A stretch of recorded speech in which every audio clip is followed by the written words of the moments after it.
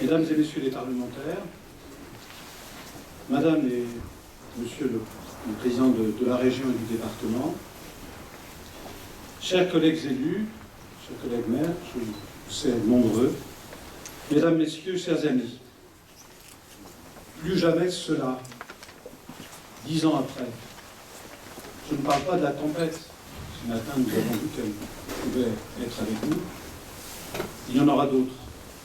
Plus jamais cela, je parle des conséquences dramatiques de Xynthia. Il faut redire cela simplement, dénoncer encore l'inacceptable, l'irréparable. Plus jamais cela. Nous sommes ensemble, solidaires, porteurs d'une mémoire qu'il ne faut pas effacer, pour résister ensemble, pour expliquer encore. Madame la ministre, vous portez aujourd'hui le message du Président de la République au nom de toutes et tous ici présents. Je vous en remercie. C'est notre devoir de mémoire. Nous le partageons ce midi. Oui, nous avons encore besoin ici de compassion et de réconfort. Je sais qu'ici avec les familles, les vies brisées, il y a 10 ans, je crois avec eux, grâce à la mémoire des commémorations, à la convivialité qu'elles portent, au soleil qui se lève encore, à la vie donc. Mes remerciements à vous, membres des familles des victimes. Ces moments sont douloureux. Il y a les victimes, nous ne les oublions pas. Il y a désormais, 10 ans après, des responsables jugés et condamnés. Il y a encore des questions de dignité qui devraient pourtant être derrière nous, simplement. Madame la ministre, dans notre belle presqu'île, la Faute-sur-Mer, ce matin, nous mesurons le rôle des pouvoirs publics. Nous mesurons ce qu'est la responsabilité publique. D'abord, les questions de prévention des risques, de sécurité. C'est au cœur du rôle de l'État, également au cœur du métier des communes. Et permettez-moi, autour de cette commémoration, de n'oublier personne, celles et ceux, notamment des services publics, de secours, de santé, les pompiers, les gendarmes, l'État, les élus, les services publics locaux, qui ont accompagné il y a 10 ans notre territoire. Heureusement, ils étaient là. C'est cela aussi, la France. L'écologie, les dérèglements climatiques, la prévention des risques, la solidarité, la sécurité sont au cœur de votre engagement ministériel autour du Président de la République, qui n'a pas pu s'associer à nous ce midi. Il est sur d'autres urgences. Dans ma commune, la petite République, comme le dit le Président de la République, je partage au quotidien, à ma modeste échelle, les mêmes préoccupations. J'ai donc tellement de choses à vous dire, mais je vous rassure, je serai court.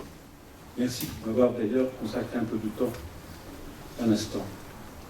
Alors oui, Madame la Ministre, fort de mon expérience, j'affirme qu'il faut accélérer et faciliter la protection des territoires en maîtrisant enfin la machine bureaucratique. C'est un acte politique nécessaire pour ouvrir enfin dans nos administrations l'esprit d'initiative et de responsabilité, l'obligation de résultat. Oui, il faut protéger la planète et assumer les dérèglements climatiques, changer nos habitudes, y compris l'urbanisme, mais en même temps innover et écouter les élus locaux responsables, travailler avec les territoires, faire bouger vraiment et durablement les lignes. Oui, un territoire meurtri comme la Faute-sur-Mer, avec les familles endeuillées, avec ces déconstructions massives contestables et hâtives, avec cette stigmatisation, avec son triste feuilleton judiciaire.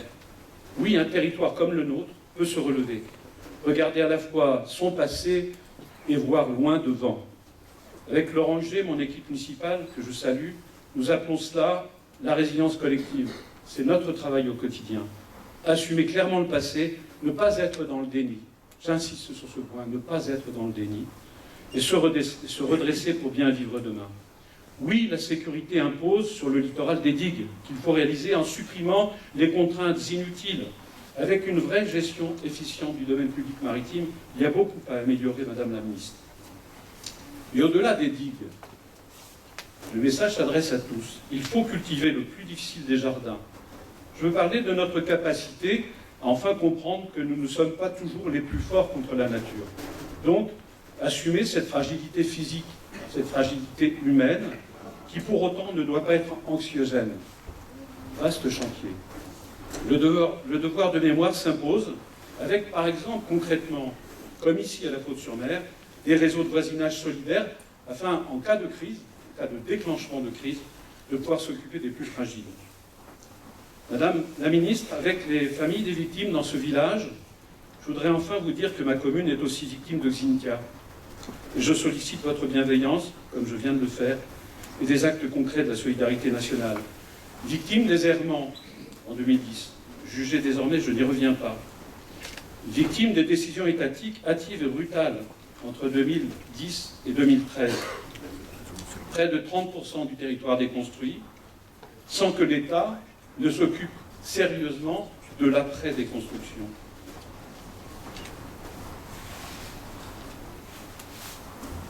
Je n'ai jamais demandé la complaisance de l'État.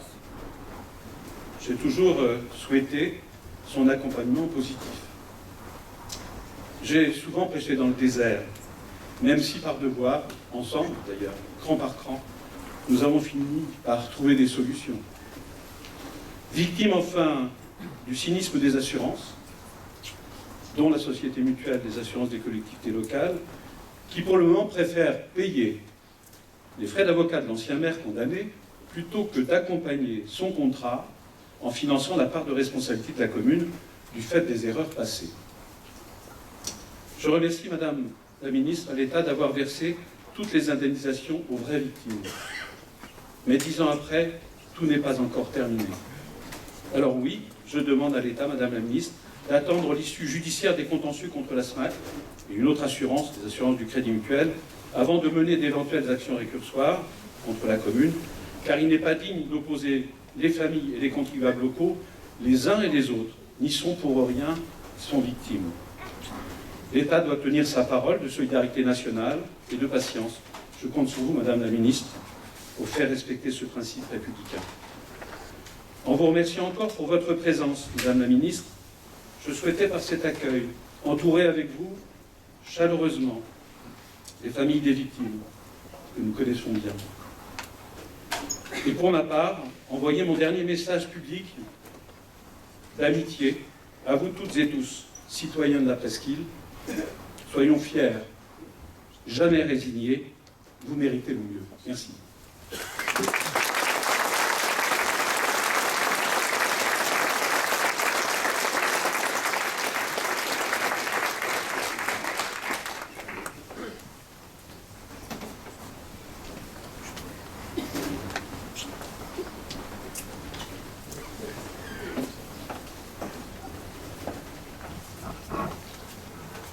Madame la ministre, Mesdames, Messieurs, chers amis, je tenais à prendre rapidement la parole aujourd'hui devant vous, Madame la ministre, afin de vous remercier de votre présence ici ce jour, auprès des victimes pour cette commémoration des 10 ans de la tempête Xynthia. Excusez-moi, je suis un petit peu ému. Je remercie aussi toutes celles et ceux qui ont été présents à nos côtés, soutenus pendant toutes ces années, et qui pour la plupart sont présents dans cette salle. 2010, 29 disparus, des dizaines de familles de victimes de cette maudite tempête. Quoi de plus normal que de vouloir se regrouper afin de ne pas oublier. Pour nous, il était important, que dis-je, il était indispensable d'avoir un lieu de mémoire afin d'y honorer nos disparus. Toutefois, ce qui paraît évident pour le commun des mortels ne l'a pas été à l'époque, localement. Une banderole sur une digue en terre semblait suffisante. Il a fallu, Madame la ministre, l'aide en 2013 de l'État et du Conseil général de Vendée pour enfin avoir, 3 ans après Xynthia, l'autorisation de pouvoir simplement se souvenir, tous ensemble, des victimes de cette tenue tragique. C'est ainsi que le mémorial fut érigé sur des terrains rachetés par l'État et le Conseil général en 2014.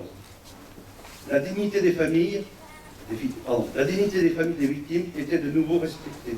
Pour cette raison, Nous avons édité ce feuillet qui, beaucoup plus poétiquement que moi, raconte l'histoire de ce lieu de mémoire. C'est avec grand plaisir que je vous offre ce livret aujourd'hui, jour si symbolique. Encore une fois, merci de nous honorer de votre présence, Madame la Ministre, Mesdames et Messieurs et amis.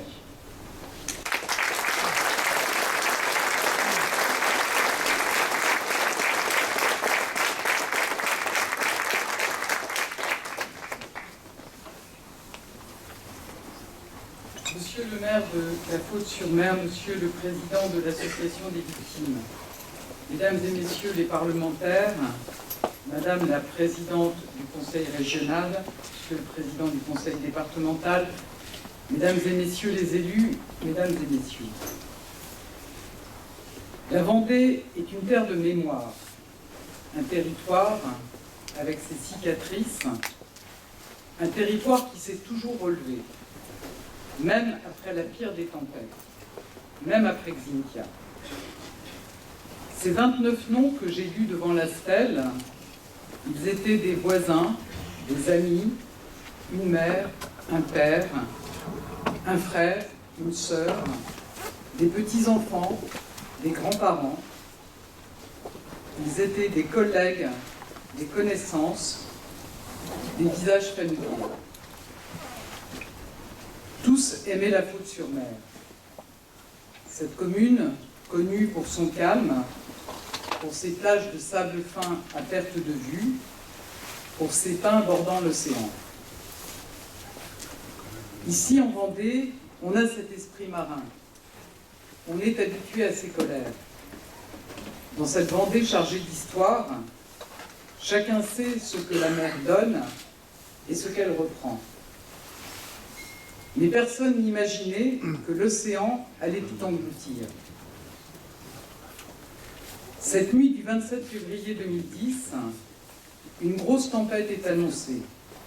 L'alerte rouge est déclenchée. Vers 20 h, le vent forcit. Les rafales dépassent les 130 km/h. L'eau monte de plus en plus haut, de plus en plus près des digues. Cette nuit-là, le coefficient est de 102, 2 fois plus qu'aujourd'hui. Ce sont les grandes marées, celles qui laissent la plage à nu sur des centaines de mètres. Cette nuit-là, avec la houle, les vagues sont poussées vers la côte. À l'heure où tout le monde dort, les digues cèdent. L'eau entre dans les maisons. 47 personnes y perdront la vie, 29 victimes ici, à La Faute. Surtout, 29 fois une victime. Pour vous, famille, Xynthia est un drame personnel, intime. Pour les communes, pour la Vendée, pour notre pays, c'est une catastrophe. Alors oui, 10 ans sont passés, mais le temps ne referme pas toutes les plaies.